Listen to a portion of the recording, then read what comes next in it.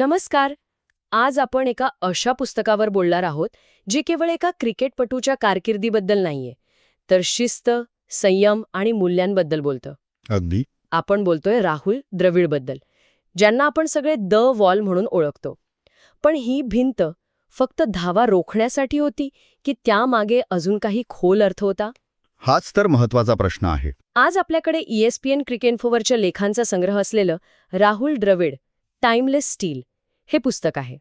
आणि आज आपण हेच समजून घ्यायचा प्रयत्न करणार आहोत की या पुस्तकातून द्रविड यांच्या महानतेमागची नेमकी कोणती सूत्र उलगडली जातात. चला तर मग सुरुवात करूया. चला, या पुस्तकाच्या नावापासूनच सुरुवात करूया. टाइमलेस स्टील किती समर्पक नाव आहे. हो ना. म्हणजे हे ऐकल्यावरच वाटतं की यात त्यांच्या व्यक्तिमत्वाचं सार दडलं आहे. या नावाचा नेमका अर्थ काय आहे हे पुस्तक कसं स्पष्ट करतं? तुम्ही एकदम बरोबर पकडलत. इथे दोन शब्द खूप महत्वाचे आहेत. टाइमलेस म्हणजे काळाच्या पलीकडे टिकणारा, अच्छा. आणि स्टील म्हणजे पोलादासारखी खणखर मानसिक ताकद. पुस्तक हेच सांगतं की द्रविड हे झगमगाट किंवा ती आक्रमक सेलिब्रिटी संस्कृती असते ना, हो हो. त्यापासून नेहमीच दूर राहिले. त्यांचं मोठेपण तात्पुरतं नव्हतं, ते काळाच्या कसोटीवर टिकणारं होतं. आणि स्टील म्हणजे मग त्यांची मानसिक ताकद, शारीरिक नाही. अगदी. हा शब्द त्यांच्या मानसिक ताकदीसाठीच वापरलाय. म्हणजे दबावाखाली ते अधिकच भक्कम होत गेले. हे फारच रंजक आहे, कारण आजकाल मेटल किंवा स्टील म्हटलं की एक प्रकारची आक्रमकता डोळ्यासमोर येते. पण इथे अर्थ पूर्णपणे वेगळा आहे. नेमका हाच मुद्दा पुस्तकात मांडलाय की द्रविड यांची खरी ताकद आकड्यांमध्ये नाहीये, तर त्यांच्या स्वभावात आहे. बरोबर, त्यांच्या स्वभावात आणि मानसिकतेत होती. ती पोलादी ताकद प्रतिस्पर्ध्यावर ओरडून नाही, तर शांतपणे क्रीजवर टिकून राहून दाखवली जायची. ती ताकद होती परिस्थितीला शरण न जाण्याची. आणि मला वाटतं हीच पोलादी मानसिकता त्यांच्या द वॉल या टोपण नावाला जन्म देते. कारण भिंत कधीच आक्रमक नसते, ती फक्त अविचल उभी असते. बरोबर. तर या दोन गोष्टींचा संबंध पुस्तक कसं जोडतं? म्हणजे त्यांची ही मानसिक ताकद त्यांच्या तंत्रातून दिसायची का? अगदी. पुस्तकात यावर खूप सविस्तर लिहिलंय. त्यांच्या तंत्राची 3 मुख्य वैशिष्ट्य सांगितली आहेत. ओके. पहिलं म्हणजे कायम सरळ बॅटने खेळणं, जे तंत्रशुद्धतेचं पहिलं लक्षण मानलं जातं. हो. दुसरं, त्यांचा भक्कम बचाव, जो भेदणं गोलंदाजांसाठी जवळपास अशक्य होतं. आणि तिसरं, तासांतास क्रीजवर टिकून राहण्याची ती अविश्वसनीय क्षमता. हो, ते तर आपण पाहिलंय. पण इथे एक महत्वाचा मुद्दा मांडला आहे. द वॉल ही उपाधी केवळ विरोधी संघाला रोखण्यासाठी नव्हती. अच्छा. तर संपूर्ण भारतीय संघाला एक प्रकारचं स्थैर्य देण्यासाठी होती. ते संघाचा आधारस्तंभ होते. म्हणजे त्यांचं अस्तित्व फक्त धावा करण्यापुरतं मर्यादित नव्हतं. बरोबर. ते संघासाठी एक मानसिक आधार होते. अगदी. जसं की वादळात एखादा भक्कम झाड असतं, तसे ते संघासाठी होते. अगदी बरोबर. तुम्ही खूप छान उपमा वापरली. जेव्हा एका बाजूने विकेट्स पडत असायच्या, तेव्हा दुसऱ्या बाजूला द्रविड भिंतीसारखे उभे राहत. हो, हे अनेकदा झालंय. आणि यामुळं इतर फलंदाजांना मोकळेपणाने खेळण्याची संधी मिळायची. ते संघाला विश्वास द्यायचे की काहीही झालं तरी एक बाजू सुरक्षित आहे. ही भावना संघासाठी खूप मोलाची होती ना. खरंय. त्यामुळेच द वॉल हे नाव केवळ त्यांच्या बचावात्मक खेळाला नाही, तर त्यांच्या संपूर्ण योगदानाला दिलेली आदरांजली आहे. आणि हे संपूर्ण योगदान देताना त्यांनी स्वतःच्या वैयक्तिक सोयीचा किंवा विक्रमांचा विचार केला नाही असं दिसतंय. बरोबर. संघाला आधार देण्याच्या या भूमिकेतूनच त्यांच्या त्यागाची गोष्ट सुरू होते. बरोबर. यावर पुस्तकात नक्कीच भर दिला असेल. हो. आणि इथला सर्वात आकर्षक भाग हाच आहे. पुस्तक वारंवार हेच अधोरेखित करतं की द्रविड यांनी नेहमी आपण या भावनेला मीपेक्षा मोठं मानलं. यांनी काही उदाहरणं दिली आहेत का? हो, ठोस उदाहरणं आहेत. पहिलं आणि सर्वात महत्त्वाचं म्हणजे संघाच्या गरजेनुसार फलंदाजीच्या क्रमात बदल स्वीकारणं. अनेकदा संघाला चांगल्या सुरुवातीची गरज असताना त्यांनी सलामीवीर म्हणून खेळण्याची जबाबदारी स्वीकारली, जी त्यांची नैसर्गिक जागा नव्हती. पण याचा त्यांच्या स्वतःच्या कामगिरीवर नक्कीच परिणाम झाला असेल, कारण प्रत्येक फलंदाजाची एक ठरलेली जागा असते. निश्चितच. आणि पुस्तक हे मान्य करतं. पण द्रविड यांचा दृष्टिकोनच वेगळा होता. दुसरं उदाहरण म्हणजे संघात समतोल साधण्यासाठी त्यांनी यष्टीरक्षणाची म्हणजे विकेट किपिंगची अतिरिक्त जबाबदारी स्वीकारली. हो, तो काळ मला आठवतोय. हे शारीरिक आणि मानसिकदृष्ट्या खूपच आव्हानात्मक होतं. पूर्ण दिवस विकेट किपिंग करून नंतर लगेच फलंदाजीला येणं म्हणजे शरीराचा आणि मनाचा कस लागणं. अगदी. पण त्यांनी ते संघासाठी केलं. त्या निर्णयावर बरीच टीकाही झाली होती ना, काहींच्या मते यामुळे त्यांच्या फलंदाजीवर अन्याय होत होता. याबद्दल पुस्तकात काही लिहिलंय का? हो, याहो उयेकर हे पुस्तकात म्हटलंय की बाहेरून टीका होत असली तरी संघ व्यवस्थापनाचा आणि कर्णधाराचा त्यांच्यावर पूर्ण विश्वास होता आणि द्रविड यांनी कधीही सार्वजनिकरित्या याबाबत तक्रार केली नाही. कमाल आहे. तिसरं उदाहरण म्हणजे अनेकदा स्वतःच्या शतकापेक्षा संघाच्या विजयाला अधिक महत्त्व देणं.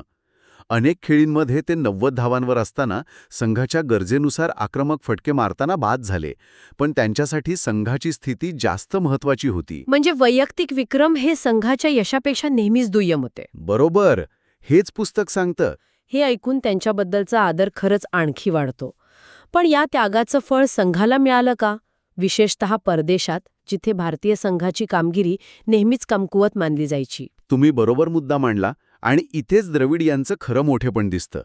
याला मोठ्या चित्रात पाहिलं तर पुस्तकात त्यांच्या परदेशातील खेळींना केवळ धावा म्हणून पाहिलं जात नाही. मग काय म्हणून पाहिलं जातं? ते खेळी म्हणजे 2002 मधली इंग्लंड दौऱ्यातील हेडिंग्ली कसोटी असो किंवा 2003 मधली ऑस्ट्रेलिया दौऱ्यातील ॲडिलेड कसोटी. ह्या खेळी म्हणजे भारतीय क्रिकेटला जागतिक स्तरावर आत्मविश्वास देणाऱ्या ऐतिहासिक कामगिरी होत्या. म्हणजे या खेळींनी फक्त सामना जिंकून दिला नाही, तर संघाची मानसिकता बदलली. अगदी. त्या काळात भारतीय संघाला घरी वाघ बाहेर शेळ्या असं हिणवलं जायचं. त्या मानसिकतेवर केलेला तो आघात होता. बरोबर. पुस्तक याला मानसिक वसाहतवाद संपवण्याची सुरुवात म्हणतं. वा, काय शब्द आहे. तोपर्यंत भारतीय संघ परदेशात केवळ चांगला खेळण्यासाठी जात होता, जिंकण्यासाठी नाही. द्रविड यांच्या ॲडिलेडमधील 233 धावांच्या खेळीने पहिल्यांदा संघाला विश्वास दिला की आपण ऑस्ट्रेलियाला त्यांच्याच घरात हरवू शकतो.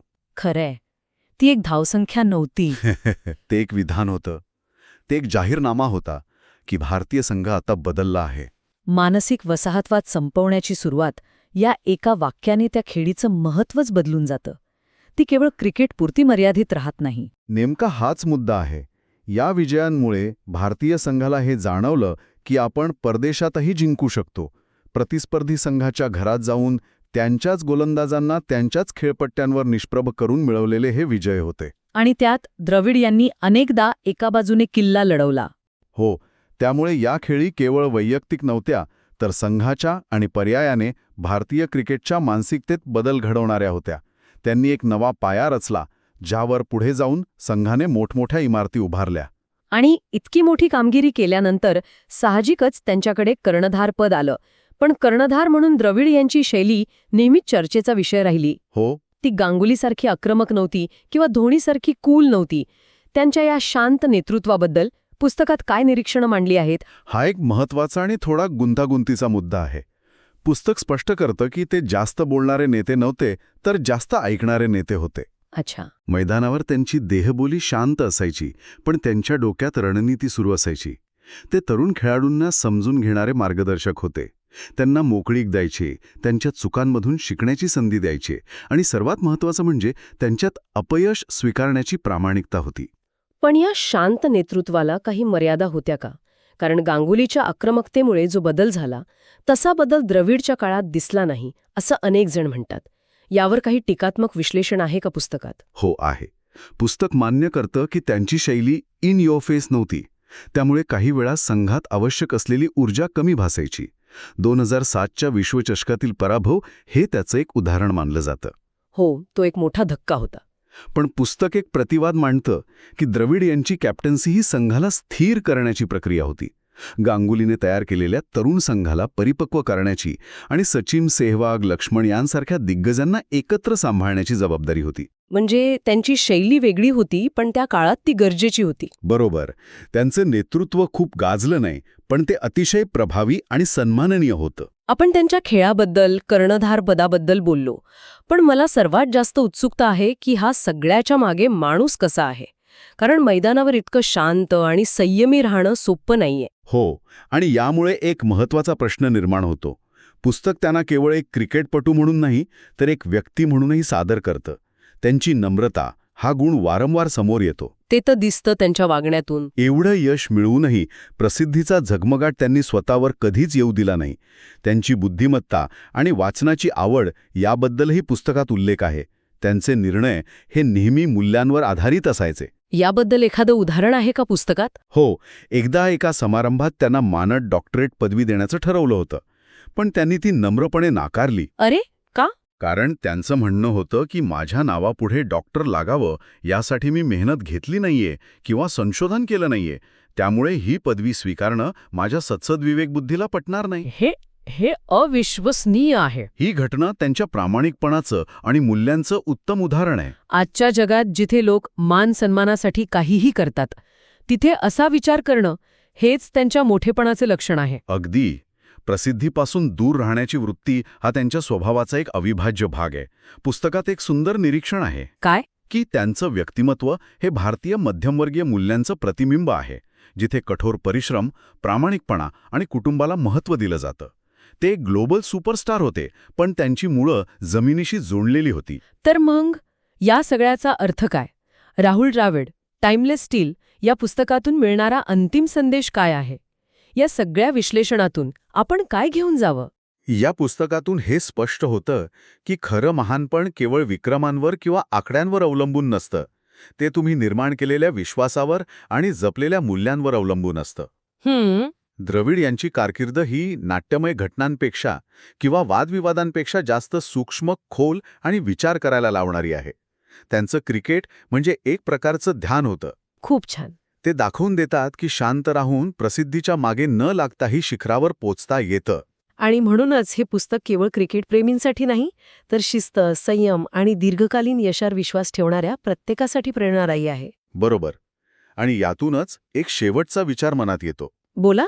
या पुस्तकात द्रविड यांच्या शांत, मूल्याधिष्ठित आणि प्रसिद्धीपासून दूर राहणाऱ्या वृत्तीचं कौतुक केले आहे की नाही? हो, नक्कीच. मग प्रश्न हा आहे की आजच्या झटपट प्रसिद्धी आणि आक्रमक स्वप्रसिद्धीच्या जगात यशाचा असा मार्ग अजूनही शक्य आहे का, की त्याची गरज पूर्वीपेक्षा जास्त आहे? यावर विचार करायला हरकत नाही.